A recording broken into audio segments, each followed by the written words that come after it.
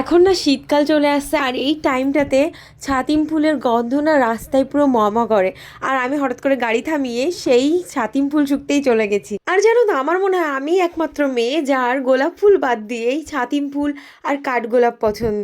মানে আমার কাঠগোলাপ তো ফেভারেট, আর ছাতিম ফুলও না ভীষণ ভাল লাগে। তো এই শীতের টাইমটা আমি না এই লাস্ট 2 বছর ধরে এই ছাতিম ফুলের পাগল হয়ে গেছি। অ্যাকচুয়ালি যখন আমার গাড়ি ছিল না তখন কিন্তু আমি এই ছাতিম ফুলের পাগল ছিলাম না, কিন্তু কাঠগোলাপ আমার বরাবরই ফেভারেট। কিন্তু এই ছাতিম ফুল আমার গাড়ি কেনার পরে এর হদিশ পেয়েছিলাম। তার আগে সচরাচর জানতামই না এই ছাতিম ফুলের কথা। তো তারপরে ওই ছাতিম ফুলের গন্ধ শুকতে শুকতে মনটা পুরো ফ্রেশ হয়ে গেছিলো, অ্যান্ড দেন চলে এসেছিলাম আমি কিছু জুয়েলারি শপিং করতে। অ্যাকচুয়ালি আমার যে জিনিসটা পছন্দ হয়, জুয়েলারি বলো বা ড্রেস বলো, মনে হয় সেটা যদি 2-3টে এনে রাখা যেত। তো সেই ভেবে আমি ব্যাঙ্গেল কিনতে চলে গেছি। অ্যাকচুয়ালি আমি একটা ব্যাঙ্গেল কিনেছিলাম 2 মাস আগে।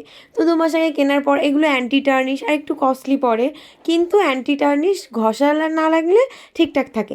কিন্তু আমার যেহেতু প্রচুর কাজ করতে হয়, তো সেই ঘরের কাজ করতে গিয়ে আর এই হাতের অবস্থা দেখতে পাচ্ছ তো, এগুলো পুড়ে গেছে আমার মাছের তেল পড়ে, মানে তেল পড়েছে, গরম তেল। এই ব্যাঙ্গেলগুলো আমার এত ভালো লাগছিল, কিন্তু সবগুলো তো নেবো না, একটা তো আমার হাতে অলরেডি আছে বা হাতের রিস্টে। তো ভাবলাম আর একটা নেব। তো আর একটা কোন ডিজাইন নেব এই কনফিউশনেই ছিলাম। দেন আমি সাডেনলি ভাবলাম যে এই বড় ব্যাঙ্গেলগুলো নেব নাকি। তো ভাবলাম বড় ব্যাঙ্গেল তো আমি লাস্ট একটা নিয়েছি, যেটা পরেওছি, তোমরা দেখেছো তো। তারপর আবার সেম ব্যাঙ্গেলই আবার নিয়েছি, যেটা আমি কোথাও ঘুরতে গিয়ে পরবো।